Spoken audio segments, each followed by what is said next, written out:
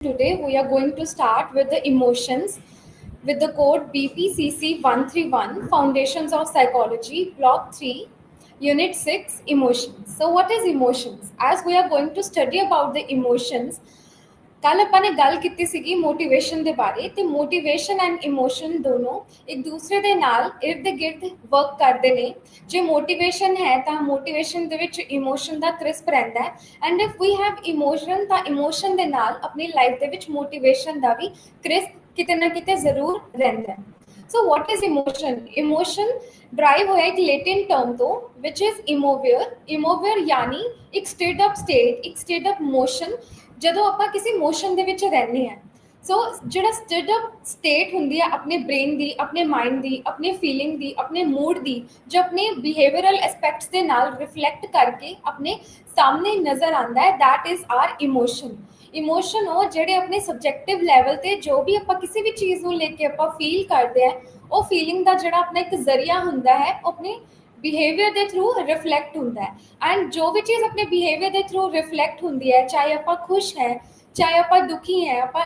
Excited ਹੈ ਆਪਾਂ ਦੁਖੀ ਹੈ ਸਾਰਾ ਕੁਝ ਆਪਣਾ ਐਂਗਰ ਇਹ ਸਾਰੇ ਜਿਹੜੇ ਆਪਣੇ ਇਮੋਸ਼ਨਸ ਨੇ ਉਹ ਆਪਣੇ ਬਿਹੇਵੀਅਰਲ ਐਸਪੈਕਟਸ ਤੋਂ ਜਿਹੜੇ ਆਪਣੇ ਬੋਡੀਲੀ ਚੇਂਜਸ ਦੇ ਥਰੂ ਨਜ਼ਰ ਆਉਂਦੇ ਨੇ ਉਹ ਆਪਣੇ ਇਮੋਸ਼ਨਸ ਦਾ ਪਾਰਟ ਬਣ ਜਾਂਦੇ ਨੇ ਇਮੋਸ਼ਨ ਆਪਣੇ ਲਈ ਬਹੁਤ ਇੰਪੋਰਟੈਂਟ ਇੰਗਰੀਡੀਐਂਟ ਹੈ ਆਪਣੀ ਲਾਈਫ ਦਾ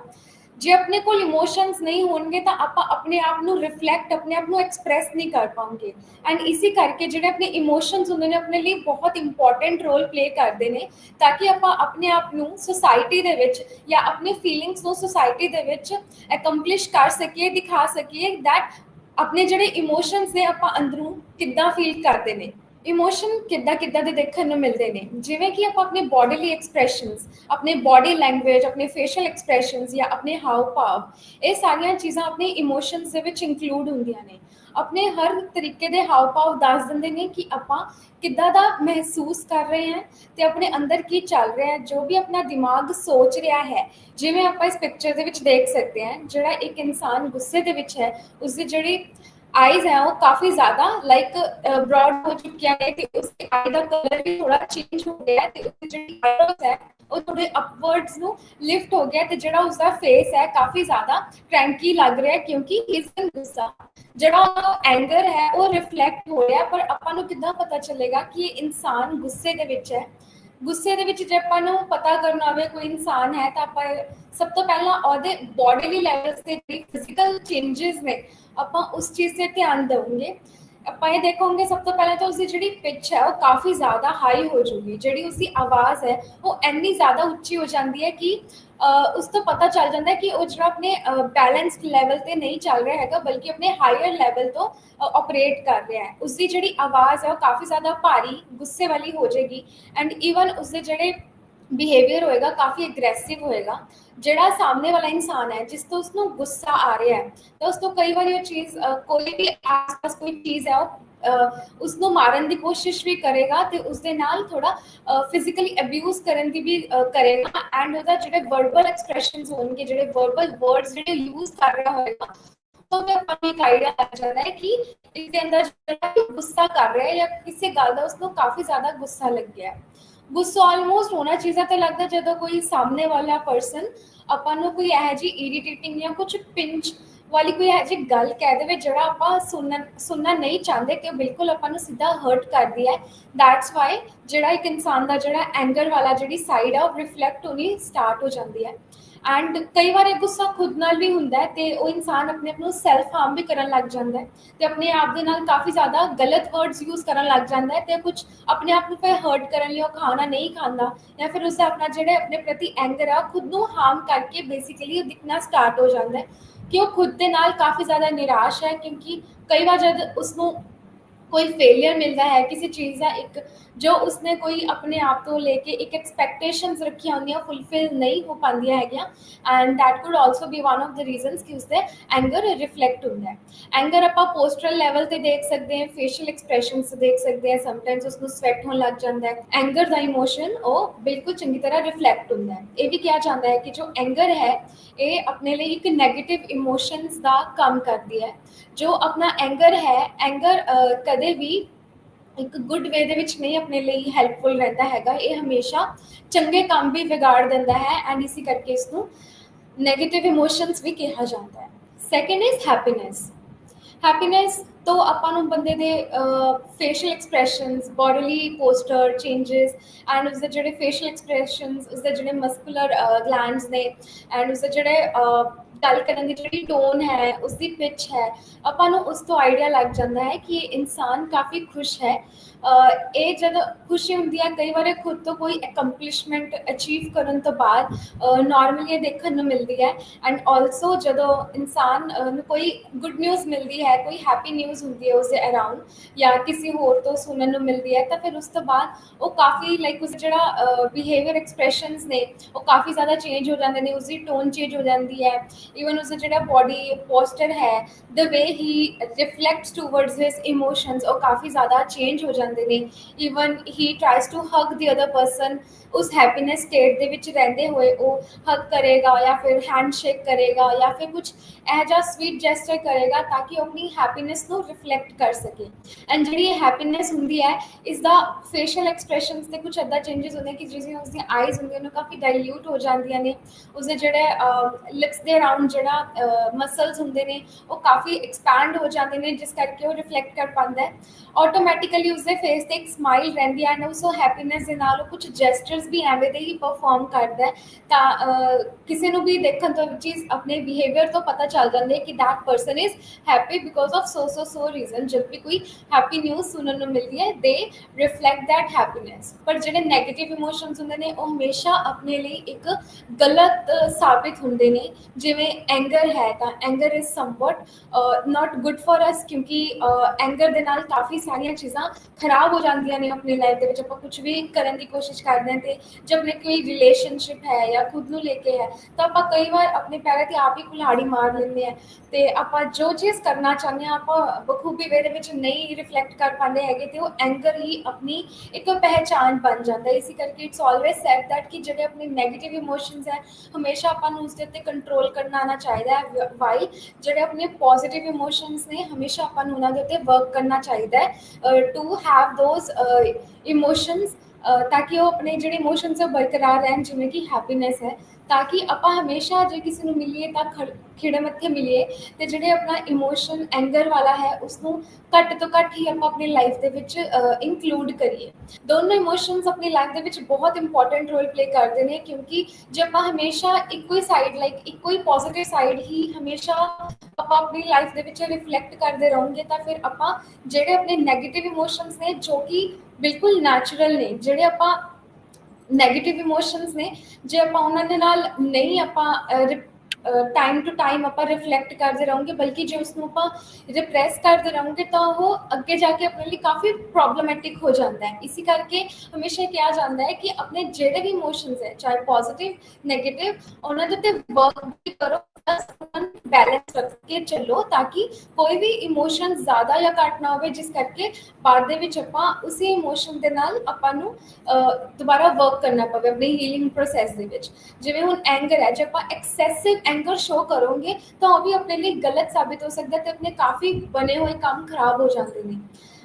ਜਿਹੜਾ ਹੈਪੀਨੈਸ ਹੈ ਤੇ ਆਪਾਂ ਹਮੇਸ਼ਾ ਜੇ ਹੈਪੀ ਹੀ ਰਹੋਗੇ ਤਾਂ ਜਿਹੜੇ ਇਹ ਵੀ ਕਿਹਾ ਜਾਂਦਾ ਹੈ ਕਿ ਜਿਹੜੇ ਕੁਝ ਜ਼ਿਆਦਾ ਹੀ ਖੁਸ਼ ਰਹਿੰਦੇ ਨੇ ਕੋਈ ਨਾ ਕੋਈ ਉਹ ਆਪਣੇ ਅੰਦਰ ਕੋਈ ਨਾ ਕੋਈ ਚੀਜ਼ ਨੂੰ ਲੁਕੋ ਰਹੇ ਹੁੰਦੇ ਨੇ। ਸੋ ਇਸੇ ਕਰਕੇ ਕਿਹਾ ਜਾਂਦਾ ਹੈ ਕਿ ਬੈਲੈਂਸ ਬਣਾ ਕੇ ਰੱਖਣਾ ਚਾਹੀਦਾ ਹੈ। ਤੇ ਜੇ ਹੈਪੀਨੈਸ ਜ਼ਿਆਦਾ ਹੈ ਤੇ ਐਂਗਰ ਬਿਲਕੁਲ ਹੀ ਆਪਾਂ ਨੇ ਆਪਣੀ ਲਾਈਫ ਦੇ ਵਿੱਚੋਂ ਖਤਮ ਕਰਤਾ ਹੈ, ਪਰ ਉਹ ਸਿਰਫ ਦੁਨੀਆ ਨੂੰ ਸ਼ੋ ਕਰਨ ਦੇ ਲਈ, ਬਟ ਡੀਪ ਡਾਊਨ ਉਹੀ ਇਮੋਸ਼ਨ ਜੇ ਆਪਣੇ ਰਿਪਰੈਸ ਰਹਿ ਜਾਂਦੇ ਆ ਤਾਂ ਆਪਣੇ ਲਈ ਇੱਕ ਬਿਮਾਰੀ ਵੀ ਸਾਬਿਤ ਹੋ ਸਕਦੀ ਹੈ। ਆਪਣੇ ਅੰਦਰ ਜੇ ਕੋਈ ਚੀਜ਼ ਆਪਾਂ ਇਮੋਸ਼ਨਸ ਦੇ ਵੇ ਦੇ ਵਿੱਚ ਆਪਾਂ ਦੱਬ ਕੇ ਰੱਖਦੇ ਆ ਤਾਂ ਫਿਰ ਉਹ ਪ੍ਰੋਬਲਮ ਆਪਾਂ ਨੂੰ ਅੱਗੇ ਜਾ ਕੇ ਕਾਫੀ ਪ੍ਰੋਬਲਮ ਦਿੰਦੀ ਹੈ। ਤੇ ਆਪਾਂ ਨੂੰ ਇੱਕ ਆਦਤ ਬਣ ਜਾਂਦੀ ਹੈ ਕਿ ਕੁਝ ਵੀ ਸਿਚੁਏਸ਼ਨ ਹੋਵੇ ਮੈਂ ਸਿਰਫ ਹੱਸ ਕੇ ਹੀ ਦਿਖਾਣਾ ਹੈ, ਤੇ ਜਿਹੜੇ ਬਾਕੀ ਇਮੋਸ਼ਨਸ ਨੇ ਉਹਨਾਂ ਦੇ ਉੱਤੇ ਸਿਰਫ ਆਪਾਂ ਐਜ਼ ਅ ਲੇਅਰ ਚੜਾ ਦਿੰਦੇ ਹਾਂ ਕਿ ਆਪਾਂ ਸਿਰਫ ਇੱਕ ਹੀ ਇਮੋਸ਼ਨ ਨੂੰ ਫੀਲ ਕਰ ਸਕੀਏ।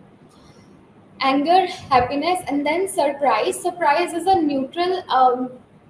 इमोशन, क्योंकि सरप्राइज पॉजिटिव भी हो सकता है नैगेटिव भी हो सकता है। सरप्राइज किसी खुशी देने वाली गल के उत्ते भी उन्होंने सरप्राइज हो जाने। कई बार कुछ यह जा आप चौंक जाने कि कोई यह जी नैगेटिव न्यूज़ या कोई एकदम ही यह जी न्यूज़ सुन के जिहदे लई आपां बिल्कुल भी तैयार नहीं हुंदे हैगे, that is our surprise emotion. ਤੇ ਜਿਹੜਾ ਸਰਪ੍ਰਾਈਜ਼ ਹੁੰਦਾ ਹੈ ਮੋਸਟਲੀ ਇਸਨੂੰ ਹੈਪੀਨੈਸ ਦੇ ਵਿੱਚ ਹੀ ਦੇਖਿਆ ਜਾਂਦਾ ਹੈ ਐਜ਼ ਅ ਲਾਈਕ ਜਿਹੜੀ ਚੀਜ਼ ਦਾ ਬਿਲਕੁਲ ਵੀ ਆਪਾਂ ਨੂੰ ਆਈਡੀਆ ਨਹੀਂ ਹੁੰਦਾ ਕਿ that is going to happen or that will happen। So surprise ਆਪਣੇ ਫੇਸ਼ੀਅਲ ਐਕਸਪ੍ਰੈਸ਼ਨਸ ਤੋਂ ਦਿਖਦਾ ਹੈ, ਆਪਣਾ ਜਿਹੜਾ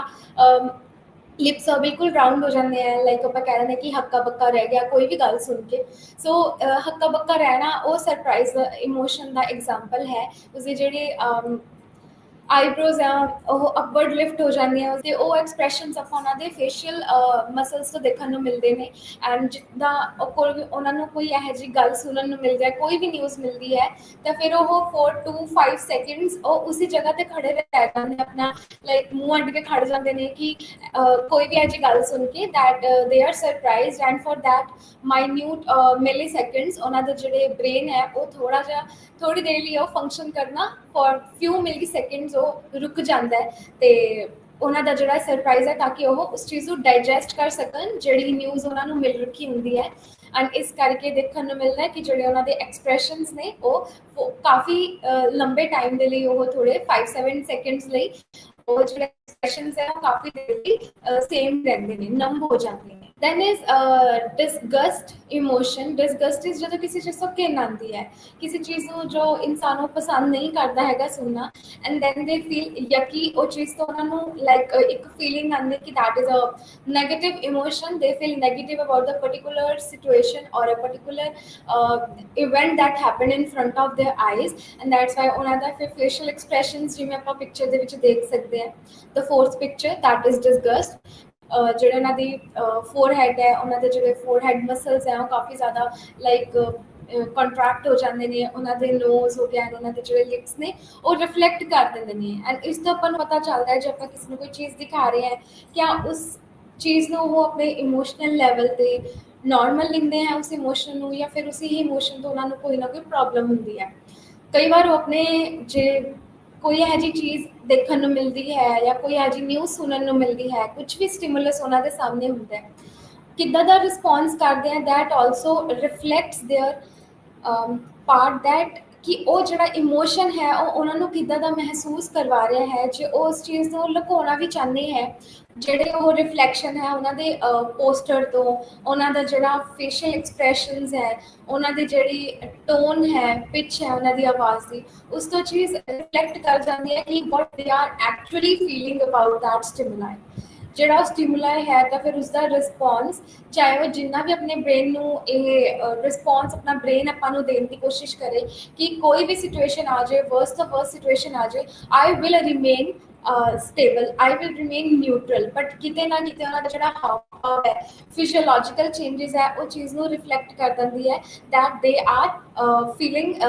few or certain emotion towards that stimuli। so ਜਿਹੜਾ ਉਹਨਾਂ ਦਾ stimuli ਹੈ ਉਹਨਾਂ ਦੇ response ਦੇ through that reflects in a negative or in a positive way ਜੋ emotions reflect ਕਰਨਾ ਹੁੰਦਾ ਹੈ। ਮੋਸਟਲੀ ਦੇਖਿਆ ਜਾਂਦਾ ਹੈ ਕਿ ਜਿੰਨੇ ਵੀ ਆਪਣੇ ਪੋਜ਼ਿਟਿਵ ਇਮੋਸ਼ਨਸ ਹੁੰਦੇ ਨੇ we are able to express it freely no matter what. ਜਿਹੜੀ ਆਪਣੀ ਹੈਪੀਨੈਸ ਹੁੰਦੀ ਹੈ ਆਪਾਂ ਉਸ ਦੇ ਉੱਤੇ ਕੰਟਰੋਲ ਨਹੀਂ ਰੱਖ ਪਾਉਂਦੇ ਹੈਗੇ, ਪਰ ਜਿਹੜੇ ਆਪਣੇ ਨੈਗੇਟਿਵ ਇਮੋਸ਼ਨ ਹੈ, ਜੇ ਆਪਾਂ ਨੂੰ ਪਤਾ ਹੈ ਕਿ ਸਾਹਮਣੇ ਆਪਣੇ ਲਈ ਬੌਸ ਬੈਠਾ ਹੈ ਤੇ ਆਪਾਂ ਨੂੰ ਬੌਸ ਦੀ ਕੋਈ ਗੱਲ ਕਾਫੀ ਜ਼ਿਆਦਾ ਚੁਭਵੀਂ ਲੱਗ ਰਹੀ ਹੈ ਤਾਂ ਫਿਰ ਆਪਾਂ ਆਪਣੇ emotion mostly in the farm of anger ਔਰ ਡਿਸਗਸਟ ਆਪਾਂ ਉਸ ਜਾਂ ਫਿਰ ਸੈਡਨੈਸ ਹੈ ਇਹ ਚੀਜ਼ ਨੂੰ ਆਪਾਂ ਲੁਕਾਉਣ ਦੀ ਕੋਸ਼ਿਸ਼ ਕਰਦੇ ਕਿਉਂਕਿ ਆਪਾਂ ਨੂੰ ਪਤਾ ਹੁੰਦਾ ਕਿਤੇ ਨਾ ਕਿਤੇ ਕਿ ਜੇ ਮੈਂ ਉਹ ਇਮੋਸ਼ਨ ਆਪਣੇ ਬੌਸ ਦੇ ਅੱਗੇ ਰਿਫਲੈਕਟ ਕਰਤਾ ਜਾਂ ਫਿਰ ਮੈਂ ਆਪਣੇ ਕਿਸੇ ਰਿਸਪੈਕਟਫੁਲ ਇਨਸਾਨ ਦੇ ਅੱਗੇ ਜੇ ਮੈਂ ਸੇਮ ਉਹੀ ਇਮੋਸ਼ਨ ਨੂੰ ਰਿਫਲੈਕਟ ਕਰਤਾ ਤਾਂ ਬਾਅਦ ਦੇ ਵਿੱਚ ਆ ਕੇ ਉਹ ਇਮੋਸ਼ਨ ਮੇਰੇ ਲਈ ਪ੍ਰੋਬਲਮੈਟਿਕ ਹੋ ਸਕਦਾ ਹੈ। ਇਸੇ ਕਰਕੇ it is always said that ਕਿ ਜਿੰਨੇ ਵੀ ਆਪਣੇ ਇਮੋਸ਼ਨਸ ਉਹਨਾਂ ਨੂੰ ਆਪਾਂ ਨੂੰ ਨੈਗੇਟਿਵ ਇਮੋਸ਼ਨਸ ਨੂੰ ਕੰਟਰੋਲ ਕਰਨਾ ਆਉਣਾ ਚਾਹੀਦਾ ਹੈ ਕਿਉਂਕਿ ਜੇ ਆਪਾਂ ਇੱਕ ਵਾਰੀ ਕੰਟਰੋਲ ਕਰ ਲਵਾਂਗੇ ਤਾਂ ਫਿਰ ਉਹਨਾਂ ਤੇ ਆਪਣੇ ਲਈ ਲੌਂਗ ਰਨ ਦੇ ਵਿੱਚ ਉਸ ਚੀਜ਼ ਲਈ ਪ੍ਰੋਬਲਮ ਨਹੀਂ ਹੋ ਸਕਦੀ ਹੈਗੀ। ਬਟ ਵੇਅਰ ਐਜ਼ ਜਿਹੜੇ ਆਪਣੇ ਪੋਜ਼ੀਟਿਵ ਇਮੋਸ਼ਨ ਤਾਂ ਹਮੇਸ਼ਾ ਆਪਣੇ ਲਈ ਵੈਲਕਮਿੰਗ ਰਹਿੰਦੇ ਨੇ, ਬਟ ਜਿਹੜੇ ਨੈਗੇਟਿਵ ਇਮੋਸ਼ਨਸ ਨੇ ਉਹਨਾਂ ਨੂੰ ਆਪਣੀ ਸੁਸਾਇਟੀ ਜਾਂ ਫਿਰ ਆਪਾਂ ਆਪਣੀ ਫੈਮਿਲੀ ਹੀ ਸਭ ਤੋਂ ਪਹਿਲਾਂ ਉਸ ਚੀਜ਼ ਨੂੰ ਐਕਸੈਪਟ ਨਹੀਂ ਕਰਦੀ ਹੈਗੀ ਜੇ ਆਪਾਂ ਆਪਣਾ ਐਂਗਰ ਜਾਂ ਫੀਅਰ ਜਾਂ ਕੁਝ ਵੀ ਅੱਜ ਚੀਜ਼ ਦਿਖਾਉਂਦੇ ਹਾਂ because simply don't want us to react in that way ਕਿਉਂਕਿ ਉਹਨਾਂ ਨੂੰ पता है कि अपने लिए क्या सही है क्या गलत है, एंड यही चीज़ अपनी फैमिली तो फर्स्ट स्टैप है जी अपना टीचर अपनी फैमिली होंगी है, अपने मदर फादर होंगे ने, mother father figure they always want their child to reflect in a better manner. उच्ची आवाज़ अपनी जी पिच हमेशा उस उत्ते कंट्रोल बना के रखना चाहिए हैगा, क्योंकि यही चीज़ अपने बचपन तो सिखाई जाती है फैमिली दे विच, ते यही चीज़ तो आप फिर अपने प्रैक्टिस दे विच लेके आने हैं कि अपने लिए क्या ज़्यादा सही है रिफ्लेक्ट करना तो क्या नहीं है। इसी करके इन्हों पॉजिटिव एंड नैगेटिव इमोशंस के डिवाइड किया जाता है। That positive emotions are happiness, surprise for that matter, curiosity, joy, ये सारिया चीज़ा अपने पॉजिटिव इमोशंस आ जाती when we are accepting the stimuli the way it is, जोड़ा एक फिर नैचुरल रिएक्शन है वो निकल के आता है। बट वही जो अपना जो स्टिमुलाई है वो अपने लिए नैगेटिव होंदा है, तो फिर जो अपना रिस्पॉन्स है वो इन नैगेटिव मैनर निकल के आता है कि बेसिकली जो स्टिमुलाई होंदा अपने फेवर के जो वर्क नहीं करता होंदा हैगा, could be failure in exam, कोई अपना नुकसान हो जाना। सो ये रिफ्लेक्ट करता अपने negative emotions in the form of fear, sadness, disgust. Sadness can be seen as the way a person cries, जे इंसान रोंदा पिया है, रो रहा है, रोन वर्गियां अखा बन गया ने, उसकी अखा दे विच पानी भर आया है,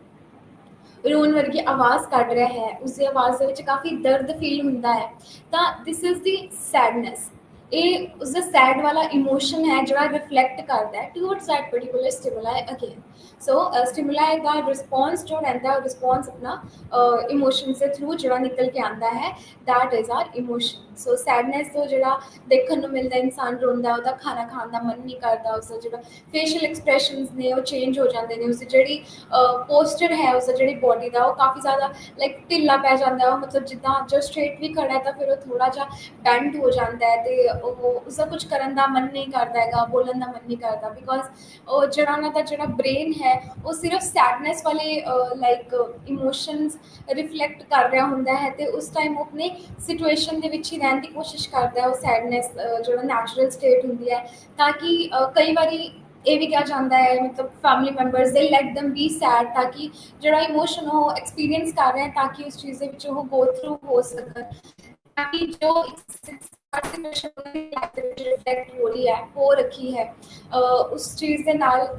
डील कर सकन, थोड़ी देर का टैंपरेरी सैड होने तो बाद उस चीज़ से स्ट्रॉन्ग बन सकन। कई बार किया जाता है कि if they are being sad, let them be sad for few days, for few hours, ताकि बाद ਦੇ ਵਿੱਚ ਉਸ ਚੀਜ਼ ਨੂੰ ਉਹ ਐਕਸੈਪਟ ਕਰ ਸਕਣ। ਵੇਅਰ ਐਜ਼ ਜੇ ਇਹੀ ਇਮੋਸ਼ਨ ਉਹਨਾਂ ਦੇ ਰਿਪਲੇਸ ਕੀਤੇ ਜਾਣ ਤਾਂ ਇਹੀ ਇਮੋਸ਼ਨ ਉਹਨਾਂ ਦੇ ਅੰਦਰ ਕਰ ਜਾਂਦੀ ਹੈ, ਤੇ ਫਿਰ ਉਹ ਜਿਹੜੀ ਬਾਕੀ ਲਾਈਫ ਸਿਚੁਏਸ਼ਨਸ ਨੇ ਉਹਨਾਂ ਦੇ ਉੱਤੇ ਉਹ ਕਾਫੀ ਜ਼ਿਆਦਾ ਗਲਤ ਇੰਪੈਕਟ ਪਾਉਂਦੀ ਹੈ। ਇਸੇ ਕਰਕੇ ਹਮੇਸ਼ਾ ਨੈਗੇਟਿਵ ਪੋਜ਼ਿਟਿਵ ਇਮੋਸ਼ਨਸ ਨੂੰ ਆਪਣਾ ਰਿਫਲੈਕਟ ਕਰਦੇ ਰਹਿਣਾ ਚਾਹੀਦਾ ਹੈ, ਬਾਹਰ ਕੱਢਦੇ ਰਹਿਣਾ ਚਾਹੀਦਾ ਹੈ ਸਿਚੁਏਸ਼ਨ ਦੇ ਹਿਸਾਬ ਦੇ ਨਾਲ, चाहे उसको लिख के किसी ने नाल एक्सप्रैस करके गल करके अपना जो इमोशन है what they are feeling regularly उसको कैथारसिस करते रहना चाहिए, उसको वेंट आउट करते रहना चाहिए, ताकि वो चीज़ एक बारी जो हो चुकी है, कोई स्टिमुलाई हो गया है, तो उसका जो रिस्पॉन्स है किसी के नाल शेयर करके कर देना चाहिए, क्योंकि स्टिमुलाई का जो रिस्पॉन्स अपने अंदर रह जाता है, क्योंकि इमोशंस तो नैचुरल ही होंगे ने, जो स्टिमुलाई का रिस्पॉन्स आप रिफ्लैक्ट जो नैचुरली होना चाहिए सीगा, किसी दे नाल गुस्सा है या किसी तो डर है, ये चीज़ें नहीं निकलती हैगी तो वो चीज़ लॉन्ग रन दे विच काफ़ी प्रॉब्लमैटिक हो जाती है। Sixth is fear. फियर यानी डर, किसी सिचुएशन तो, किसी एनिमल तो, किसी बड़े तो या किसी गलती करने तो बाद जड़ा एक इमोशन रिफ्लैक्ट होंदा है डर का भय का, यह अपना फियर इमोशन होंदा है। Fear emotion is also the negative emotion. Fear mostly आप अपने पोस्चरल चेंजेस तो पता लग जाता है जो काफ़ी ज़्यादा जो बॉडी की पोस्टर है जो काफ़ी ज़्यादा कॉन्ट्रैक्ट हो जाता है, तो जी उसकी आईज़ है काफ़ी डरिया डरिया लगदियाँ ने, फियरफुल लगदियाँ ने, वह जो फेस है वो काफ़ी ज़्यादा मुरझा जाता है डर के मारे, तो कई बार चिकना चलाना शुरू कर देता है। फॉरेस्ट के लायन या टाइगर को देख के जो एक रिस्पॉन्स निकल के आता है, stimulus are trigger and responses how we are behaving when we see that tiger image या फिर tiger ਨੂੰ ਸੱਚੇ ਦੇਖ ਲੈਂਦੇ ਆਪਾਂ forest ਦੇ ਵਿੱਚ। then functions of emotions, what are the functions of our emotions, ਜਿਹੜੇ ਆਪਣੇ emotions ਨੇ ਉਹ क्या ਫੰਕਸ਼ਨ ਆਪਣੇ ਬੋਡੀਲੀ ਲੈਵਲ ਤੇ ਜਾਂ ਆਪਣੇ ਲਾਈਫ ਦੇ ਵਿੱਚ ਕਿੱਦਾਂ ਦਾ ਇੰਪੋਰਟੈਂਟ ਰੋਲ ਪਲੇ ਕਰਦਾ ਹੈ, ਫੰਕਸ਼ਨ ਕੀ ਰਹਿੰਦਾ ਹੈ। ਮਤਲਬ ਜੋ ਆਪਣੇ ਇਮੋਸ਼ਨਸ ਆਪਾਂ ਰਿਫਲੈਕਟ ਕਰ ਰਹੇ ਹਾਂ ਉਸ ਤੋਂ ਆਪਣੇ ਸੋਸਾਇਟੀ ਤੇ ਜਾਂ ਆਪਣੇ ਦੇ ਥਰੂ ਜੋ ਆਪਣੇ ਸੋਸਾਈਟਲ ਲੈਵਲਸ ਹੈ ਉਹਨਾਂ ਦੇ ਉੱਤੇ ਕੀ ਚੇਂਜਸ ਆਉਂਦੇ ਨੇ ਆਪਣੇ ਇੱਕ ਸਿੰਪਲ ਇਮੋਸ਼ਨ ਨੂੰ ਰਿਫਲੈਕਟ ਕਰਨ ਦੇ ਨਾਲ। ਹੁਣ ਜਿਵੇਂ ਮੈंने ਪਿੱਛੇ ਗੱਲ ਕੀਤੀ ਸੀਗੀ ਅਬਾਊਟ ਦ ਫੀਅਰ ਕਿ ਜੇ ਆਪਾਂ ਕਿਸੇ ਇਹੋ ਜਿਹੀ ਚੀਜ਼ ਨੂੰ ਦੇਖ ਲਈਏ ਜਾਂ ਆਪਾਂ ਕੁਝ ਇਹੋ ਜਿਹਾ ਚੀਜ਼ ਮਹਿਸੂਸ ਕਰ ਲਈਏ ਜਿਸ ਤੋਂ ਆਪਾਂ ਨੂੰ ਡਰ ਲੱਗਦਾ ਹੈ। ਸੋ ਇਮੋਸ਼ਨ ਆਪਾਂ ਨੂੰ ਪ੍ਰਿਪੇਅਰ ਕਰਦਾ ਹੈ ਤਾਂ ਕਿ ਜਿਹੜਾ ਵੀ ਆਪਣਾ ਐਕਸ਼ਨ ਹੈ ਪਰਟੀਕੂਲਰ ਸਟਿਮੂਲਾਈ ਨੂੰ ਲੈ ਕੇ ਉਹ ਆਪਣਾ ਜਿਹੜਾ ਸਟਿਮੂਲਾਈ ਨੂੰ ਲੈ ਕੇ ਜਿਹੜਾ ਰਿਸਪੌਂਸ ਹੈ ਤਾਂ ਕਿ ਆਪਾਂ ਉਸ ਦੇ ਲਈ ਪ੍ਰਿਪੇਅਰ ਰਹਿ ਸਕੀਏ ਆਪਣਾ ਰਿਸਪੌਂਸ ਰਿਫਲੈਕਟ ਕਰਨ ਦੇ ਲਈ। And emotions whereas helps us to prepare in order to reflect what can safeguard us. Emotions prepare an individual for the action. ਜਿਹੜਾ ਆਪਾਂ ਐਕਸ਼ਨ ਸ਼ੋ ਕਰਦੇ हैं रिफ्लेक्ट करते हैं, it helps us in order to achieve the safety safeguard करता है। या फिर अपने कोई भी इमोशन है अपने इमोशन का ਜਿਹੜਾ ਰਿਸਪੌਂਸ ਜਿਹੜਾ ਇਮੋਸ਼ਨ ਆਪਣੇ ਪਰਟੀਕੂਲਰ ਸਿਚੁਏਸ਼ਨ ਨੂੰ ਦੇਖ ਕੇ ਜੋ ਨਿਕਲ ਕੇ ਆਉਂਦਾ ਹੈ ਉਸਦਾ ਜੋ ਰਿਸਪੌਂਸ ਹੋਣਾ ਚਾਹੀਦਾ ਹੈ, that's how we reflect through our emotions। ਐਵੇਂ ਆਪਾਂ ਨੂੰ ਜਿਹੜੇ ਇਮੋਸ਼ਨਸ ਨੇ ਉਹ ਹੈਲਪ ਕਰਦੇ ਨੇ ਤਾਂ ਕਿ ਆਪਾਂ ਆਪਣੇ ਆਪ ਨੂੰ ਹੁਣ ਨੈਕਸਟ ਸਟੈਪ ਲੈ ਕੇ ਚੱਲ ਸਕੀਏ। ਆਪਣੇ ਆਪ ਨੂੰ ਜੇ ਆਪਾਂ ਨੂੰ ਫੀਅਰ ਵਾਲਾ ਇਮੋਸ਼ਨ ਹੈ, ਜੇ ਆਪਾਂ ਨੂੰ ਸਰਾਊਂਡਿੰਗਸ ਤੋਂ ਫੀਅਰ ਹੈ ਤਾਂ ਆਪਾਂ ਹੁਣ ਆਪਣੇ ਆਪ ਨੂੰ ਕਿਵੇਂ ਆਪਣੇ ਆਪ ਨੂੰ ਬਚਾ ਸਕਦੇ ਹਾਂ। Second is emotions play a role in shaping of future behaviour of an individual. ਜੇ ਅੱਜ ਮੈਨੂੰ ਕਿਸੇ ਚੀਜ਼ ਤੋਂ ਡਰ ਲੱਗ ਰਿਹਾ ਹੈ ਤੇ ਮੈਂ ਆਪਣੇ ਆਪ ਨੂੰ ਉਸ ਡਰ ਨੂੰ ਕਾਬੂ ਕਰਨ ਦੇ ਲਈ ਮੈਂ ਅਜੇ ਕਿਆ ਚੀਜ਼ਾਂ ਫੋਲੋ ਕਰੂੰਗੀ, ਕਿਆ ਰੂਲਸ ਕਿਆ ਚੀਜ਼ਾਂ ਆਪਣੇ ਆਪ ਨੂੰ ਸੇਫਗਾਰਡ ਕਰਨ ਲਈ ਕਰੂੰਗੀ, ਤਾਂ ਇਹੀ ਚੀਜ਼ ਤੋਂ ਜਦ ਮੈਂ ਬਚ ਜਾਊਂਗੀ ਉਸ ਫੀਅਰ ਨੂੰ ਮੈਂ ਜਦੋਂ ਮੈਂ ਓਵਰਕਮ ਕਰ ਪਾਉਂਗੀ, ਹੈਂਡਲ ਕਰ ਪਾਉਂਗੀ, ਸੇਮ ਹੀ ਸਿਚੁਏਸ਼ਨ ਜੇ ਮੇਰੀ ਲਾਈਫ ਦੇ ਵਿੱਚ ਕੱਲ੍ਹ ਨੂੰ ਸੇਮ ਆਉਂਦੀ ਹੈ ਤਾਂ ਜੋ ਵੀ ਮੈਨੇ ਆਪਣੇ ਆਪ ਨੂੰ ਬਚਾਉਣ ਦੇ ਲਈ ਅੱਜ ਜੋ ਮੈਨੇ ਕੀਤਾ ਸੀਗਾ ਉਹੀ ਸੇਮ ਚੀਜ਼ ਕੱਲ ਜੇ ਸਿਚੁਏਸ਼ਨ ਆਉਂਦੀ ਹੈ, ਸਟਿਮੂਲਾ ਮੇਰੀ ਲਾਈਫ ਦੇ ਵਿੱਚ ਰਿਫਲੈਕਟ ਹੁੰਦਾ ਹੈ ਤਾਂ ਮੈਂ ਆਪਣਾ ਰਿਸਪੌਂਸ ਉਹੀ ਰੱਖੂੰਗੀ ਜੋ ਮੈਨੇ ਆਪਣੇ ਅੱਜ ਦੇ ਟਾਈਮ ਦੇ ਵਿੱਚ ਯੂਜ਼ ਕੀਤਾ ਸੀਗਾ। ਸੋ ਜਿਹੜੇ ਵੀ ਆਪਣੇ ਇਮੋਸ਼ਨ ਹੈ, ਇਮੋਸ਼ਨ ਨੂੰ ਆਪਾਂ ਨੇ ਜੇ ਇੱਕ ਟਾਈਮ ਦੇ ਵਿੱਚ ਕਾਬੂ ਕਰ ਲਿਆ, ਆਪਣੇ ਆਪ ਨੂੰ ਉਸ ਚੀਜ਼ ਤੋਂ ਕੋਪ ਅਪ ਕਰ ਲਿਆ, ਤਾਂ ਕੱਲ੍ਹ ਨੂੰ ਸੇਮ ਹੀ ਸਿਚੁਏਸ਼ਨ ਦੇ ਵਿੱਚ ਆਪਾਂ ਸਿਮਿਲਰ ਬਿਹੇਵੀਅਰ ਰੱਖੋਗੇ ਤਾਂ ਕਿ ਆਪਾਂ same to same as it is ਆਪਾਂ ਉਸੀ ਲਰਨਿੰਗ ਤੋਂ ਆਪਾਂ ਆਪਣੀ ਗਲਤੀ ਤੇ ਸੁਧਾਰ ਸਕੀਏ ਜਾਂ ਫਿਰ ਆਪਣੇ ਇਮੋਸ਼ਨਸ ਨੂੰ ਓਵਰਕਮ ਕਰ ਸਕੀਏ। ਜਾਂ ਉਹੀ ਇਮੋਸ਼ਨ ਨੇ ਜੇ ਮੈਨੂੰ ਅੱਜ ਦੇ ਟਾਈਮ ਕੋਈ ਪ੍ਰੋਬਲਮ ਦਿੱਤੀ ਤਾਂ ਕਿ ਕੱਲ੍ਹ ਜੇ ਉਹੀ ਸੇਮ ਇਮੋਸ਼ਨ ਆਵੇ ਸੇਮ ਹੀ ਸਿਚੁਏਸ਼ਨ ਹੋਣ ਤੋਂ ਤਾਂ ਮੈਂ ਅੱਜ ਵਾਲੀਆਂ ਗਲਤੀਆਂ ਤੋਂ ਆਪਣੇ ਅਗਲੇ ਟਾਈਮ ਦੇ ਲਈ ਉਹ ਚੀਜ਼ ਨੂੰ ਓਵਰਕਮ ਕਰ ਸਕਾਂ, ਉਸ ਚੀਜ਼ ਤੋਂ ਮੈਂ ਸਿੱਖ ਕੇ ਅੱਗੇ ਵੱਧ ਸਕਾਂ ਤਾਂ ਕਿ ਜੇ ਫਿਰ ਸੇਮ ਸਿਚੁਏਸ਼ਨ ਮੇਰੇ ਅੱਗੇ ਆ ਕੇ ਗਿਰੂਗੀ ਤਾਂ ਕਿ ਮੈਂ ਉਸਨੂੰ ਐਜ਼ ਇਟ ਇਜ਼ ਸੋਲਵ ਕਰ ਸਕਾਂ ਆਪਣੀ ਅੰਡਰਸਟੈਂਡਿੰਗ ਨਾਲ, ਆਪਣੀ ਕੋਗਨੀਟਿਵ ਐਬਿਲਿਟੀਜ਼ ਦੇ ਨਾਲ ਉਸ ਚੀਜ਼ ਨੂੰ ਸੋਲਵ ਕਰ ਸਕਾਂ ਤੇ ਮੇਰੀ ਲਈ ਉਹ ਪ੍ਰੋਬਲਮ ਇੰਨੀ ਵੱਡੀ ਨਾ ਲੱਗ ਸਕੇ ਉਹ ਇਮੋਸ਼ਨ ਦੇ ਥਰੂ ਜਿਹੜੀ ਮੇਰੇ ਅੱਗੇ ਰਿਫਲੈਕਟ ਹੋ ਰੱਖੀ ਹੁੰਦੀ ਹੈ। then his emotions helps in effective interactions with other। ਜਿਹੜੇ ਆਪਣੇ ਇਮੋਸ਼ਨਸ ਨੇ ਹੈਲਪ ਕਰਦੇ ਆ ਦੂਸਰੇ ਦੇ ਨਾਲ ਇੰਟਰੈਕਟ ਕਰਨ ਦੇ ਲਈ। ਜਿਵੇਂ ਮੈਨੂੰ ਇੱਕ ਹੈਪੀ ਇਮੋਸ਼ਨ ਹੈ, if I am feeling happy meeting my childhood best friend, ਤਾਂ ਉਸ ਤੋਂ ਮਿਲਣ ਤੋਂ ਬਾਅਦ ਕਿਆ ਹੋਏਗਾ ਕਿ ਮੇਰਾ ਜਿਹੜਾ ਇੱਕ ਬਿਹੇਵੀਅਰ ਹੈ ਉਹ ਰਿਫਲੈਕਟ ਹੋਏਗਾ ਕਿ I am very happy seeing that friend. ਤੇ ਮੇਰਾ ਉਹ ਇਮੋਸ਼ਨਸ ਕਿੱਦਾਂ ਸ਼ੋਣਗੇ, I will bring presents for her, ਮੈਂ ਉਹਦੇ ਲਈ ਗਿਫਟਸ ਲੈ ਕੇ ਆਉਂਗੀ, ਉਹਦੇ ਲਈ ਮੈਂ ਕੁਝ ਇਹੋ ਜਿਹੀ ਚੀਜ਼ ਲੈ ਕੇ ਆਉਂਗੀ ਜੋ ਮੈਨੂੰ ਯਾਦ ਹੈ ਕਿ ਉਸਦੇ ਲਈ ਉਹ ਫੇਵਰੇਟ ਹੈ, as a form of memory, as a gift or as a sweet gesture. ਤਾਂ ਇਹਦੇ ਨਾਲ ਕੀ ਹੋਏਗਾ, ਮੇਰੇ ਜਿਹੜੀ 7th 8th ਕਲਾਸ ਦੀ ਜਿਹੜੀ ਫਰੈਂਡ ਹੋਏਗੀ ਉਸ ਟਾਈਮ ਦੀ, ਤਾਂ ਮੈਂ ਅੱਜ ਉਸਨੂੰ ਮਿਲ ਕੇ ਆਪਣਾ ਜਿਹੜੇ ਉਹੀ ਇਮੋਸ਼ਨ ਹੈ ਪੋਜ਼ੀਟਿਵ ਇਮੋਸ਼ਨ ਮੈਂ ਆਪਣੇ ਥਰੂ ਉਹੀ ਇਮੋਸ਼ਨ ਆਪਣੇ ਸਾਹਮਣੇ ਵਾਲੇ ਨੂੰ ਦੇ ਪਾਉਂਗੀ if I am happy. And ਮੈਂ ਉਹ ਇੱਕ ਸਵੀਟ ਜੈਸਟਰ ਦੇ ਥਰੂ ਆਪਣੇ ਫਰੈਂਡ ਨੂੰ ਗਿਫਟ ਦੇ ਕੇ ਉਸ ਨੂੰ ਅੱਛਾ ਫੀਲ ਕਰਵਾ ਰਹੀ ਹਾਂ, ਉਸ ਨੂੰ ਗਿਫਟ ਦੇ ਕੇ, ਤਾਂ ਕਿ ਉਹ ਜਦੋਂ ਉਹੀ ਗਿਫਟ ਐਜ਼ ਅ ਮੈਂ ਉਹਨੂੰ ਜੈਸਟਰ ਦੇ ਫਾਰਮ 'ਚ ਦੇ ਰਹੀ ਹਾਂ, ਜੇ ਉਹ ਨਿਊਟਰਲ ਵੀ ਫੀਲ ਕਰ ਰਿਹਾ ਹੋਵੇ ਮੈਨੂੰ ਮਿਲ ਕੇ, ਤਾਂ ਫਿਰ ਉਸ ਗਿਫਟ ਨੂੰ ਦੇਖ ਕੇ he could feel that emotion, that welcoming emotion ਕਿ ਮੈਨੂੰ ਅੱਛਾ ਲੱਗਿਆ ਤੈਨੂੰ ਮਿਲ ਕੇ, ਲਾਈਕ ਹੈਪੀਨੈਸ, ਦੈਟ ਮੈਮਰੀਜ਼, ਜੋ ਵੀ ਸਾਰੀਆਂ ਚੀਜ਼ਾਂ ਉਸ ਚੀਜ਼ ਨਾਲ ਜੁੜੀਆਂ ਹੋਈਆਂ ਨੇ, ਜੋ ਸਾਡੀਆਂ ਮੈਮਰੀਜ਼ ਜੁੜੀਆਂ ਹੋਈਆਂ ਨੇ ਉਸਦੇ ਨਾਲ ਹੈਲਪ ਕਰਦਾ ਉਹ ਸਵੀਟ ਜੈਸਟਰ ਸ਼ੋ ਕਰਕੇ in a form of interaction in my behavioural gesture ਦੇ ਨਾਲ ਉਸ ਤੋਂ ਵੈਲਕਮਿੰਗ ਇੱਕ ਬਿਹੇਵੀਅਰ ਰਿਸਪੌਂਸ ਦੇਣਾ, ਤਾਂ ਕਿ ਜਿਹੜੇ ਮੇਰੇ ਰਿਲੇਸ਼ਨਸ਼ਿਪਸ ਨੇ ਦੁਬਾਰਾ ਤੋਂ ਫਿਰ ਉਹੀ ਚੀਜ਼ ਜਾਗ ਸਕੇ ਜੇ ਬਹੁਤ ਦੇਰ ਬਾਅਦ ਮਿਲ ਰਹੇ ਹੈ, ਤਾਂ ਕਿ ਉਹ ਰਿਲੇਸ਼ਨਸ਼ਿਪ ਹੈ ਜਿਹੜਾ ਮੇਰਾ ਉਹ ਦੁਬਾਰਾ ਤੋਂ ਬਿਲਟਅਪ ਹੋ ਸਕੇ ਤੇ ਉਹ ਇੰਟਰੈਕਸ਼ਨ ਦੇ ਨਾਲ ਅਸੀਂ ਦੁਬਾਰਾ ਉਹੀ ਚੀਜ਼ਾਂ ਨੂੰ ਯਾਦ ਕਰਕੇ ਸੇਮ ਹੀ ਲੈਵਲ ਦਾ ਜਿਹੜਾ ਰਿਲੇਸ਼ਨਸ਼ਿਪ ਹੈ ਉਸ ਨੂੰ ਫਾਰਮ ਕਰ ਸਕੀਏ।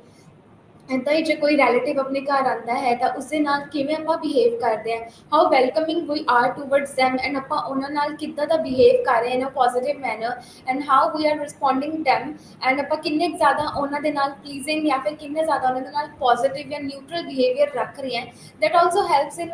interaction and the behavioral aspect towards the other individual। And ਇੱਦਾਂ ਹੀ ਆਪਣੇ ਜਿਹੜੇ ਇਮੋਸ਼ਨਸ ਆ ਉਹ ਕਿਤੇ ਨਾ ਕਿਤੇ ਆਪਣੇ ਲਈ ਕਈ ਵਾਰੀ ਹੈਲਪਫੁਲ ਰਹਿੰਦੇ ਆ, ਕਿਤੇ ਨਾ ਕਿਤੇ ਉਹ ਆਪਣੇ ਲਈ ਕਈ ਵਾਰੀ ਗਲਤ ਵੀ ਪ੍ਰੂਵ ਹੋ ਜਾਂਦੇ ਨੇ। So emotions are the part and parcel of life, and ਕਦੇ ਆਪਾਂ ਇੱਕੋ ਹੀ ਇਮੋਸ਼ਨ ਦੇ ਵਿੱਚ ਨਹੀਂ ਰਹਿ ਸਕਦੇ ਹੈਗੇ। ਆਪਣਾ ਜਿਹੜਾ ਵੀ ਇਮੋਸ਼ਨ ਆਪਾਂ ਅੱਜ ਮਹਿਸੂਸ ਕਰ ਰਹੇ ਹਾਂ ਜ਼ਰੂਰੀ ਨਹੀਂ ਹੈ ਕਿ ਉਹੀ ਇਮੋਸ਼ਨ ਦੇ ਵਿੱਚ ਆਪਾਂ ਥਰੂ ਆਊਟ ਆਰ ਲਾਈਫ ਰਹੀਏ। ਐਂਡ ਇਸੇ ਕਰਕੇ ਸਭ ਆਪਣੇ ਜਿੰਨੇ ਵੀ ਇਮੋਸ਼ਨਸ ਨੇ ਉਹ ਸਾਰੇ ਡਿਫਰੈਂਟ ਰਿਸਪੌਂਸ ਦਿੰਦੇ ਨੇ ਅਤੇ ਡਿਫਰੈਂਟ ਲੈਵਲ 'ਤੇ ਆਪਣੀ ਲਾਈਫ ਦੇ ਵਿੱਚ ਵਰਕ ਕਰਦੇ ਨੇ। ਇੱਕ ਹੀ ਇਮੋਸ਼ਨ ਦੇ ਵਿੱਚ ਆਪਾਂ ਨਹੀਂ ਰਹਿ ਸਕਦੇ ਹੈਗੇ, ਪਰ ਆਪਾਂ ਜਿੰਨੇ ਵੀ ਸਾਰੇ ਇਮੋਸ਼ਨਸ ਹੈ ਉਹ ਇੱਕ ਵਾਰ ਦੇ ਵਿੱਚ ਵੀ ਆਪਾਂ ਸਾਰੇ ਇਮੋਸ਼ਨਸ ਨੂੰ ਫੀਲ ਨਹੀਂ ਕਰ ਸਕਦੇ ਹੈਗੇ। Stimuli helps us to response in that emotion, and ਜਿਹੜਾ ਇਮੋਸ਼ਨ ਹੈ ਇਮੋਸ਼ਨ ਹੀ ਆਪਾਂ ਨੂੰ ਹੈਲਪ ਕਰਦਾ ਹੈ ਇੱਕ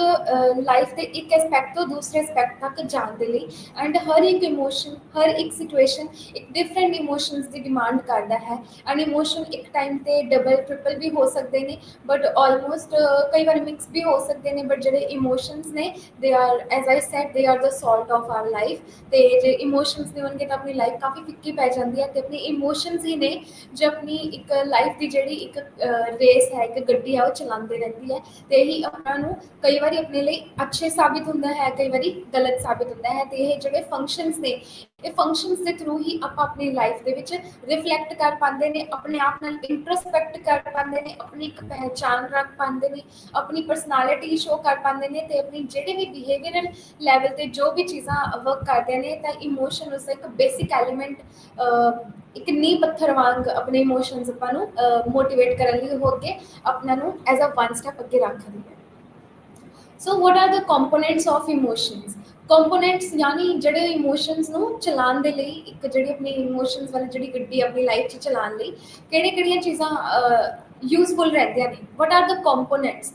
ਇਮੋਸ਼ਨਸ ਨੂੰ ਲੈ ਕੇ ਕਿਆ ਚੀਜ਼ਾਂ ਆਪਾਂ ਨੂੰ ਇੰਪੋਰਟੈਂਟ ਦੇਖਣ ਨੂੰ ਮਿਲਦੀਆਂ ਨੇ। That is cognitive appraisal. Cognitive appraisal यानी किसी चीज़ के अपने प्रॉब्लम सॉल्विंग स्किल्स लगाना। एक इमोशन आया, एक स्टिमुलस होया तो उसका जो रिस्पॉन्स है, now stimulus is not in my control because that is external. वो मेरे हाथ दे विच नहीं है कि मैं किद्दां दा इमोशन रिफ्लैक्ट करना,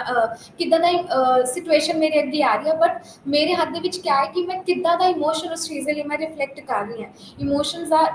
yes they are basic and they are natural in itself, but कुछ चीज़ों तो अपन बहुत ध्यान लगाना पैंदा कि अपन इमोशन किते मेरे लिए हावी ना हो जाए, मेरे लिए यह गलत इंपैक्ट ना पा दें। इस करके आप जो अपने इमोशंस है कई बार आप उसके लिए थोड़ा जा रुक जाते हैं, अपने आप से कंट्रोल लेके आ जाते हैं।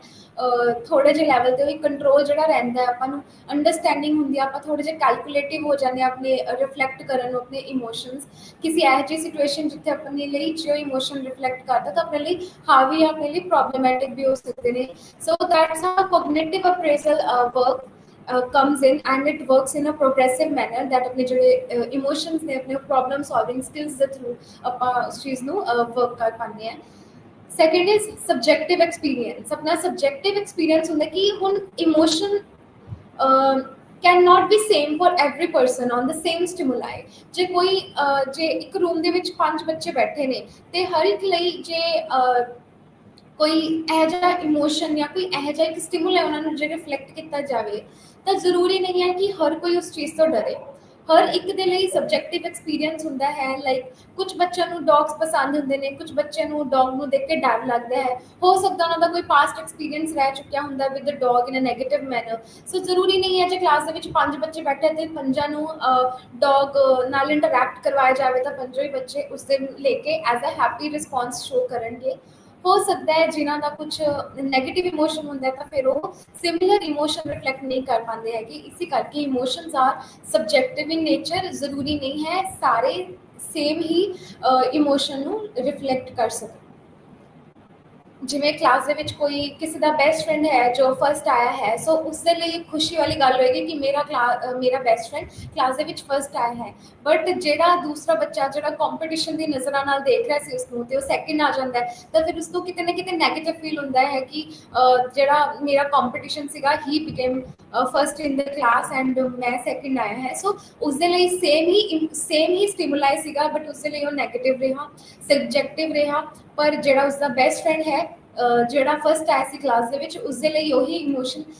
ਸੇਮ ਹੀ ਸਟਿਮੂਲਾਈ ਦਾ ਜਿਹੜਾ ਰਿਸਪੌਂਸ ਹੋਏਗਾ that will be in a positive manner. So emotions are subjective in nature, subjective in experience. ਜ਼ਰੂਰੀ ਨਹੀਂ ਹੈ ਕਿ ਸਭ ਨੂੰ ਸੇਮ ਮਹਿਸੂਸ ਹੋਵੇ, ਜਾਂ ਜ਼ਰੂਰੀ ਨਹੀਂ ਹੈ ਜਿਹੜੀ ਖੁਸ਼ੀ ਵਾਲੀ ਗੱਲ ਮੇਰੇ ਲਈ ਅੱਜ ਹੋ ਸਕਦੀ ਹੈ ਪਰਸੋਂ ਵੀ ਉਹੀ ਗੱਲ ਦੀ ਖੁਸ਼ੀ ਮੈਨੂੰ ਰਹੇਗੀ, because it could be subjective in nature and subjective in one's experience, and emotions can change for the same stimuli as well. Thought and action tendencies, ਜ਼ਰੂਰੀ ਨਹੀਂ ਹੈ ਕਿ ਜਿਹੜਾ ਇਮੋਸ਼ਨ ਦੇ ਨਾਲ ਜਿਹੜਾ ਆਪਣਾ ਥਾਟ ਹੈ ਉਹ ਥਾਟ ਸੇਮ ਹੀ ਆਪਣੇ ਐਕਸ਼ਨਸ ਦੇ ਵਿੱਚ ਨਿਕਲ ਕੇ ਆਏਗਾ। ਜਿੱਦਾਂ ਕੋਈ ਸਟਿਮੁਲਾਈ ਹੁੰਦਾ ਹੈ ਆਪਣੇ ਸਾਹਮਣੇ, ਆਪਾਂ ਕਿਸੇ ਸਟਿਮੂਲਸ ਨੂੰ ਦੇਖਣ ਨੂੰ ਜਦੋਂ ਮਿਲਦਾ ਹੈ ਤਾਂ ਜ਼ਰੂਰੀ ਨਹੀਂ ਹੈ ਉਹੀ ਸਟਿਮੂਲਸ ਆਪਣਾ ਜਿਹੜਾ ਬਿਹੇਵੀਅਰਲ ਐਸਪੈਕਟ ਹੈ ਸੇਮ ਹੀ ਆਪਾਂ ਆਪਣੇ ਐਕਸ਼ਨਸ ਦੇ ਵਿੱਚ ਲੈ ਕੇ ਆਈਏ।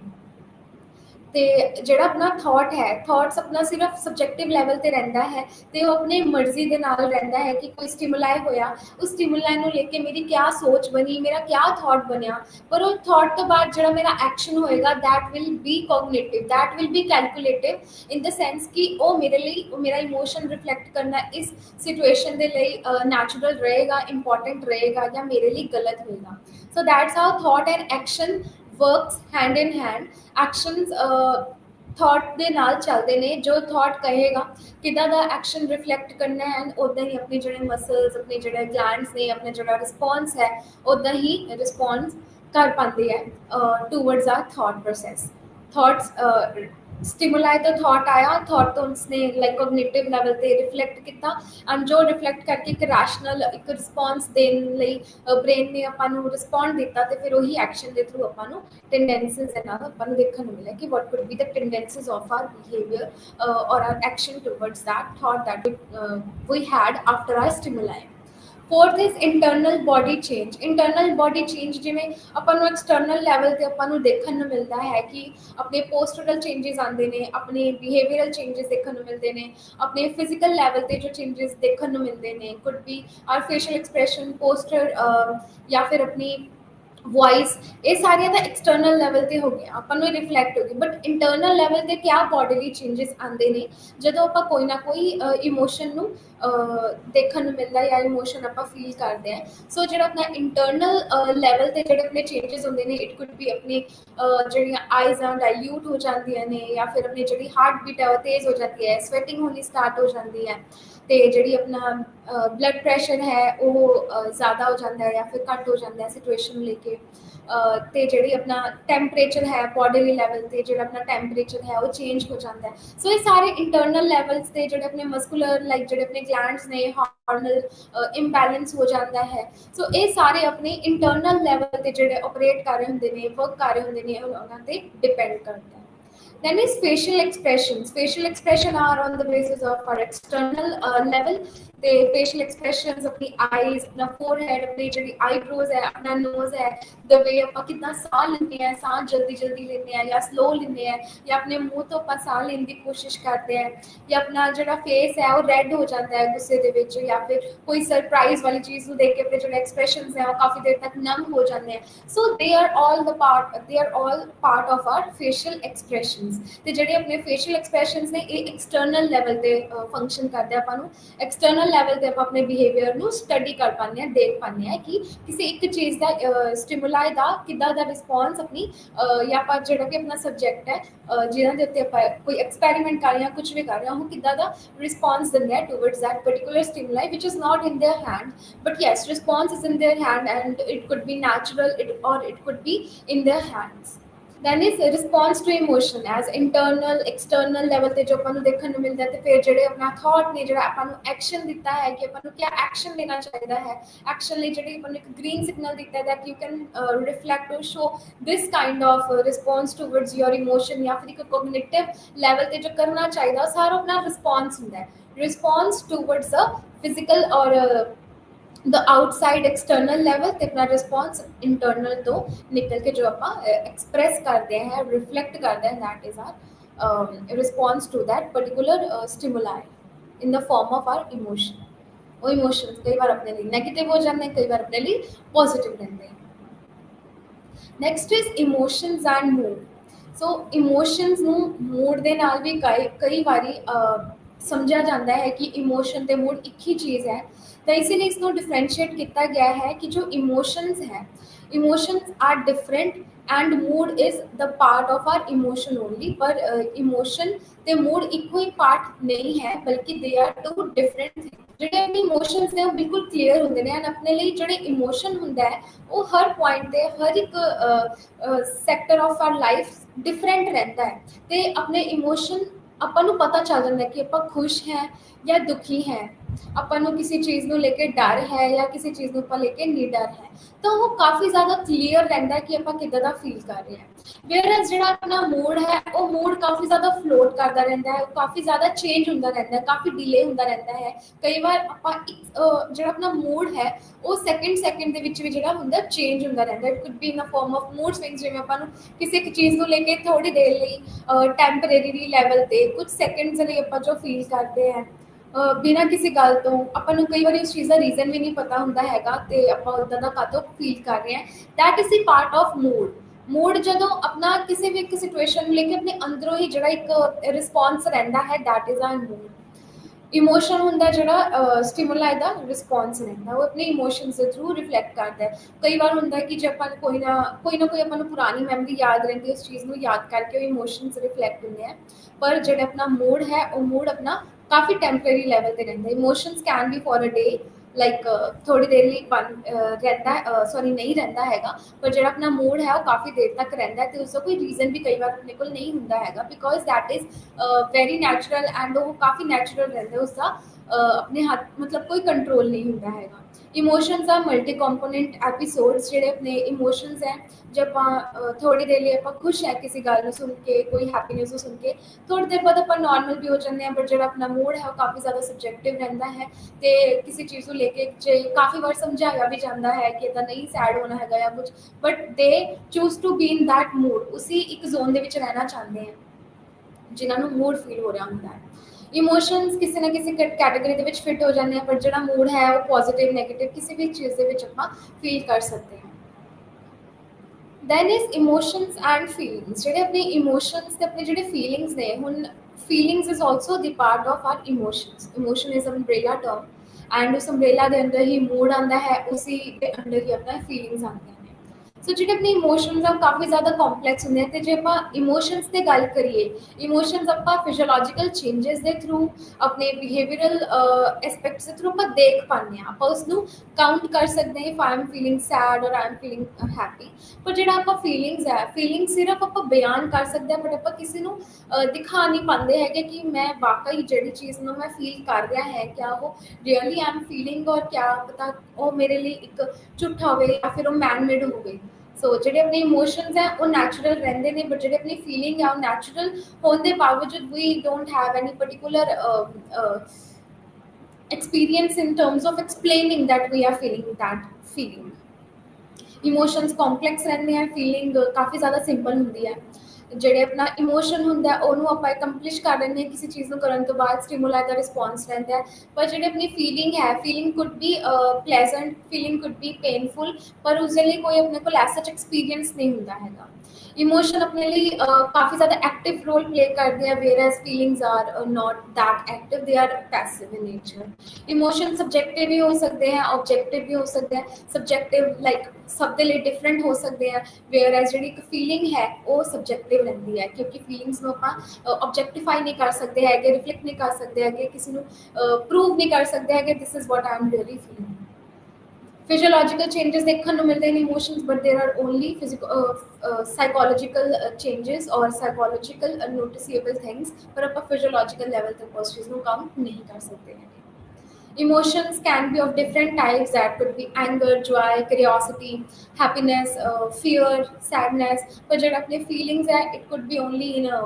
positive way or in a negative way that is in a form of pleasure or in a painful situation Now we will talk about the theories that are invented by a few psychologists in the form of emotions, in the form of how they reflected that how actually our emotions work and reflect in our life. So James and Lynch were the two different psychologists who gave this theory, known as James and Lynch theory. So to understand and to explain us this theory, they said that normally we see कि जे ਆਪਾਂ ਨੂੰ ਕੋਈ ਇੱਕ stimuli ਦਿਖਿਆ, stimuli ਦਾ response ਰਹਿੰਦਾ ਹੈ। Stimuli could be normally ਜੇ ਆਪਾਂ ਦੇਖੀਏ ਕਿ ਸਾਹਮਣੇ ਮੈਂ ਫੋਰੈਸਟ ਦੇ ਵਿੱਚ ਹੈ ਤੇ ਸਾਹਮਣੇ ਮੈਨੂੰ ਬੀਅਰ ਜਾਂ ਫਿਰ ਮੈਨੂੰ ਟਾਈਗਰ ਦਿਖਦਾ ਹੈ ਤਾਂ ਉਸ ਨੂੰ ਦੇਖ ਕੇ ਮੈਂ ਭੱਜਣਾ ਸਟਾਰਟ ਕਰ ਦੂੰਗਾ। ਉਹ ਭੱਜਣਾ ਮੇਰਾ ਕੀ ਹੋਏਗਾ, that will be my response normally. But according to James and Lynch theory, what they said is that ਆਪਾਂ ਨੂੰ ਕੋਈ ਇਹੋ ਜਿਹਾ ਐਨੀਮਲ ਦਿਖਿਆ while being in a forest ਦੇ ਵਿੱਚ ਆਪਾਂ ਨੇ ਸਨੇਕ ਬੀਅਰ ਟਾਈਗਰ ਕੋਈ ਵੀ ਇਹੋ ਜਿਹਾ ਵਾਈਲਡ ਐਨੀਮਲ ਦੇਖਿਆ ਜਿਸ ਤੋਂ ਆਪਾਂ ਨੂੰ ਖਤਰਾ ਹੋ ਸਕਦਾ ਹੈ।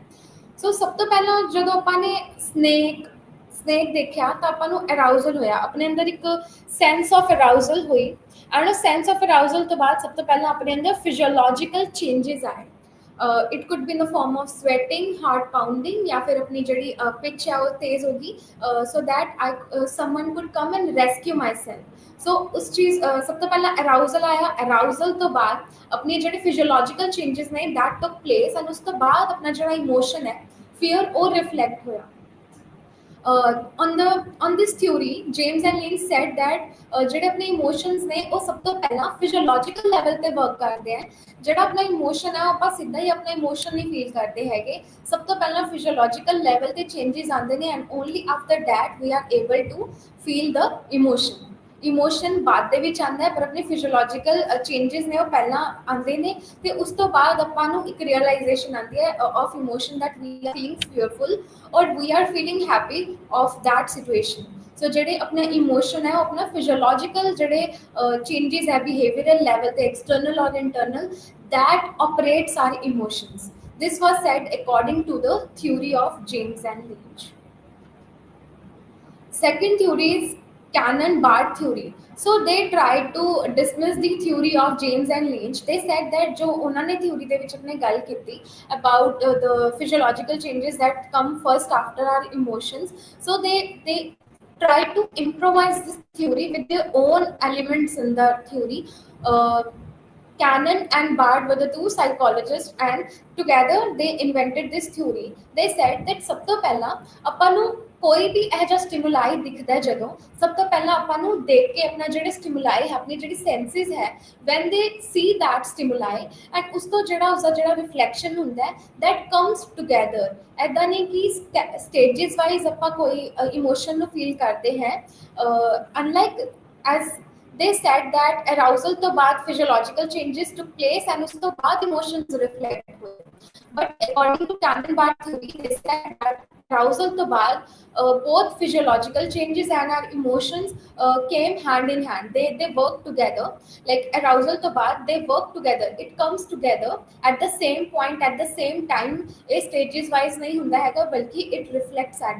at one time, like अपना जो physiological changes होंगे ने heart pounding, sweating, breathlessness,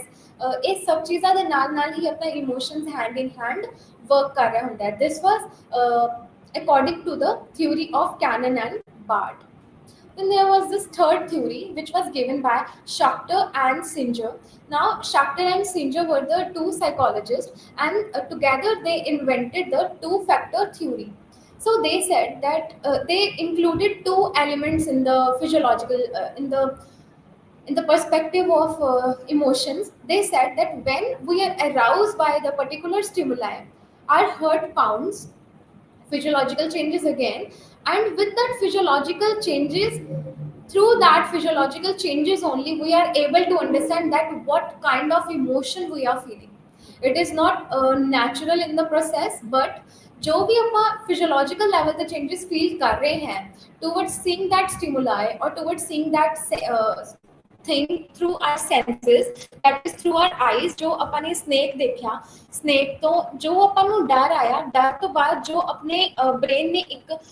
statement बोली उस चीज को देख के that I am scared, I am going to die, particular scene ਨੂੰ ਦੇਖ ਕੇ ਇੱਕ fearful situation ਨੂੰ ਦੇਖ ਕੇ ਜੋ ਵੀ situation ਨੂੰ ਲੈ ਕੇ ਜੋ ਰਿਸਪੌਂਸ ਅਸੀਂ ਅੰਦਰੋਂ ਆਇਆ that is the one which helps us know what kind of emotions we are feeling ਕਿਉਂਕਿ ਕਈ ਵਾਰ ਐਦਾਂ ਹੁੰਦਾ ਹੈ ਕਿ ਕੋਈ ਇਹੋ ਜਿਹੀ ਸਿਚੁਏਸ਼ਨ ਜਦੋਂ ਆਪਾਂ ਫੇਸ ਕਰਦੇ ਆਪਣੀ ਲਾਈਫ ਦੇ ਵਿੱਚ ਕਈ ਵਾਰੀ ਉਹ ਨੈਗੇਟਿਵ ਜ਼ਰੂਰ ਹੁੰਦੀ ਹੈ ਬਟ ਨੈਗੇਟਿਵ ਤੋਂ ਆਪਾਂ ਉਸਨੂੰ ਪੋਜ਼ਿਟਿਵ ਜ਼ਰੂਰ ਕਰ ਸਕਦੇ ਹਾਂ because that is in our hand to make a negative situation in a positive manner. So Schachter and Singer proposed this two-factor theory where he said that physiological changes are natural in itself, but how we are responding towards that physiological changes in the form of cognitive level. Cognitive level ते label जड़ा उस चीज़ ਨੂੰ दिन्ने हैं कि it's okay if particular thing is happening. I'm not fearful about the situation. I'm strong, I am bold, and I will be able to give justify to my emotions, and then those emotions comes in our control. Like कोई ऐसी negative situation है जिमें snake दिखा, snake तो बाद heart pounding हुई, sweating हुई, and उसके अंदर एक cognitive level निकल के आया, that एक mind एक mental statement निकल के आई that I am scared of a snake right now, and उसके बाद उसको fear उतना ही response किया. So जेड़ा भी अपना emotion है according to Schachter and Singer, whatever emotion that we are feeling is purely on the basis of our physiological change and not on our physiological changes. Arousal देखने के बाद जो अपना physiological change होता है that is purely on the basis of how we are taking it on the basis of our cognitive level. जो भी अपन positive या negative cognitive level रखोगे अपने सामने उसी basis से अपना जड़ा emotion है in the form of fear that will start to reflect. So this was the theories given by James and Lynch. They all proposed their theory in their own manner, in the way they thought that how the theory in the like how our emotion works in the form of these theories. So these theories helped us to know the better sense and accomplishment towards our emotions, how emotion works, and emotion उन्होंने एक scientific manner ਦੇ ਨਾਲ explain ਕਰਨ ਦੀ ਕੋਸ਼ਿਸ਼ ਕੀਤੀ so that ਜਿਹੜੇ ਆਪਣੇ emotions ਨੇ ਉਹਨਾਂ ਨੂੰ ਆਪਾਂ ਫਿਜ਼ੀਓਲੋਜੀਕਲ ਲੈਵਲ ਬਾਇਓਸਾਈਕੋਲੋਜੀ ਦੇ ਨਾਲ ਰਿਫਲੈਕਟ ਕਰਕੇ ਐਕਸਪਲੇਨ ਕਰਕੇ ਐਸੋਸੀਏਟ ਕਰਕੇ ਆਪਾਂ ਆਪਣੇ ਸਾਹਮਣੇ ਪੇਸ਼ ਕਰ ਸਕੀਏ just like any other science. And ਇਸ ਨੂੰ ਜਦੋਂ ਉਹਨਾਂ ਨੇ ਇਨਕਲੂਡ ਕੀਤਾ ਸੀਗਾ ਆਲਸੋ ਦੇ did particular experiments to make us understand and bring this theory to us. Then comes the measurement of emotions. So how we can measure our emotions? Now emotions are something which are subjective in nature. Firstly जो emotions ने अपने अंदर एक subjective manner ਦੇ ਵਿੱਚ ਰਹਿੰਦੇ ਨੇ and there are few emotions that can be objective in nature. So objective जो बिल्कुल ही stimuli ਨੂੰ देख के control नहीं रहता हैगा and उदा ਦਾ ਹੀ अपने कोई response निकल के आंदा towards that particular situation. So ਜਿਹੜੇ अपने emotions ने that could be external or internal level. So first is ਜਿਹੜਾ ਆਪਣੇ ਇਮੋਸ਼ਨਸ ਨੇ ਐਕਸਟਰਨਲ ਲੈਵਲ ਤੇ ਜੋ ਆਪਾਂ ਫਿਜ਼ੀਕਲ ਚੇਂजेस ਦੇ ਰੂਪ ਦੇ ਵਿੱਚ ਆਪਣਾ ਦੇਖ ਪਾਉਂਦੇ ਆ that could be body posture, our vocal expressions or our facial expressions. They are the part of our measurement in terms of emotions. There are few factors through which we can measure our emotions. One could be external, second could be internal changes or in the form of external motivation. सो ਜਿਹੜੇ ਆਪਣੇ external level ਤੇ ਆਪਣੇ ਜਿਹੜੇ emotions ਹੁੰਦੇ ਨੇ first is facial expressions. So facial expressions ਦੇ through ਜਿਹੜੇ ਆਪਾਂ ਇਮੋਸ਼ਨਸ ਨੂੰ ਮੇਜਰ ਕਰਦੇ ਹਾਂ ਦੈਟ ਕੁਡ ਬੀ ਜਦੋਂ ਆਪਣੀ ਆਈ ਕੰਟਰੈਕਟ ਹੋ ਜਾਂਦੀ ਹੈ ਜਿਹੜੇ ਆਪਣੇ ਫੇਸ਼ੀਅਲ ਮਸਲਸ ਨੇ ਉਹ ਕੰਟਰੈਕਟ ਹੁੰਦੇ ਨੇ ਆਪਣਾ ਜਿਹੜਾ ਮਾਊਥ ਹੈ ਉਹ ਕਈ ਵਾਰੀ ਡਰਾਈ ਹੋਣ ਲੱਗ ਜਾਂਦਾ ਹੈ ਜਾਂ ਆਪਾਂ ਨੂੰ ਸਵੈਟ ਹੋਣ ਲੱਗ ਜਾਂਦਾ ਹੈ. So that is the part of our facial expressions that how we are responding to that particular emotion towards that particular stimuli. Second is vocal expressions. ਕਈ ਵਾਰ ਡਰ ਦੇ ਨਾਲ ਆਵਾਜ਼ ਹੁੰਦੀ ਹੈ ਜਿਹੜੀ ਉਹ ਕਾਫੀ ਜ਼ਿਆਦਾ ਹਾਈ ਪਿਚ ਹੋ ਜਾਂਦੀ ਹੈ. ਫੀਅਰ ਦੇ ਵਿੱਚ ਕਾਫੀ ਹਾਈ ਪਿਚ ਰਹਿੰਦੀ ਹੈ ਤੇ ਜਦੋਂ ਆਪਾਂ ਨੂੰ ਐਂਗਰ ਵਾਲਾ ਇਮੋਸ਼ਨ ਹੁੰਦਾ ਉਸ ਦੇ ਵਿੱਚ ਵੀ ਆਪਣੀ ਪਿਚ ਹਾਈ ਰਹਿੰਦੀ ਹੈ. ਸਮਟਾਈਮਸ ਕੁਝ ਹੋਰ ਇਮੋਸ਼ਨਸ ਦੇ ਵਿੱਚ ਆਪਣੀ ਆਵਾਜ਼ ਨਹੀਂ ਨਿਕਲਦੀ ਹੈਗੀ ਆਪਾਂ ਡਰ ਕੇ ਬੈਠ ਜਾਂਦੇ ਹਾਂ ਆਪਾਂ ਸਿਰਫ ਉਸੇ ਨੂੰ ਹੀ ਆਵਾਜ਼ ਲਗਾਉਣਾ ਸਟਾਰਟ ਕਰ ਦਿੰਦੇ ਹਾਂ ਜਿਸ ਤੋਂ ਆਪਾਂ ਨੂੰ ਸੇਫ ਫੀਲ ਹੁੰਦਾ ਹੈ. Third is postural changes. So postural changes कई बारी स्वेटनेस होंगी है अपने जो हैंड्स है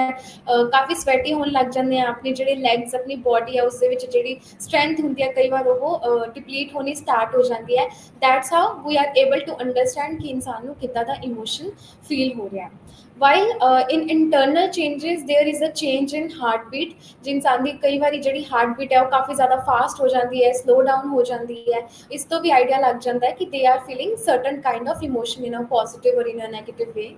चेंज इन ब्लड प्रेशर या फिर उन्होंने जी पल्स रेट है कई बार हाई हो जाती है, लो हो जाती है, that also reflects it.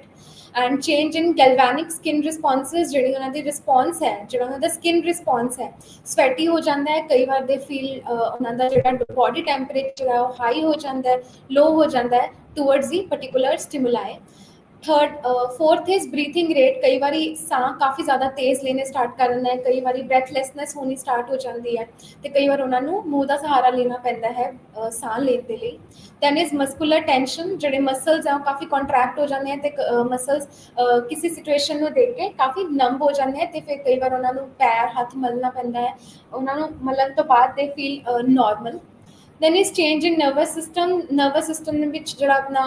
ਪੈਰਾਸਿੰਪੈਥੈਟਿਕ and ਸਿੰਪੈਥੈਟਿਕ system ਹੁੰਦਾ ਹੈ, ਐਕਟਿਵ ਐਂਡ ਪੈਸਿਵ ਵੇ ਦੇ ਵਿੱਚ ਆਪਣੇ ਨਰਵਸ ਸਿਸਟਮ ਕੰਟਰੋਲ ਕਰਦਾ ਹੈ। then is blood composition, blood coffee fast run ਕਰਨ ਲੱਗ ਜਾਂਦਾ ਹੈ, ਫੇਸ ਤੋਂ ਆਪਾਂ ਨੂੰ ਦਿਖਣਾ ਸਟਾਰਟ ਹੋ ਜਾਂਦਾ ਹੈ ਕਿ ਫੇਸ ਤੇ ਫੀਅਰ ਦੇ ਵਿੱਚ ਉਹਨਾਂ ਦਾ ਜਿਹੜਾ ਫੇਸ ਹੈ ਰੈੱਡ ਹੋ ਜਾਂਦਾ ਹੈ, ਆਈਜ਼ ਰੈੱਡ ਹੋ ਜਾਂਦੀਆਂ ਨੇ, ਚੀਕਸ ਕਈ ਵਾਰੀ ਰੈੱਡ ਦਿਖਣ ਲੱਗ ਜਾਂਦੀਆਂ ਹੈ because of the particular emotion. Glandular changes in ECG, pupillary responses, tremor, eye blink, pilometer, and skin temperature and metabolic rate. These are some of the measurements that one is able to understand or measure the emotions in the particular aspect or behavioral changes. With this, our today's topic of emotions comes to end. We will meet with the other topic, social psychology, in the next chapter.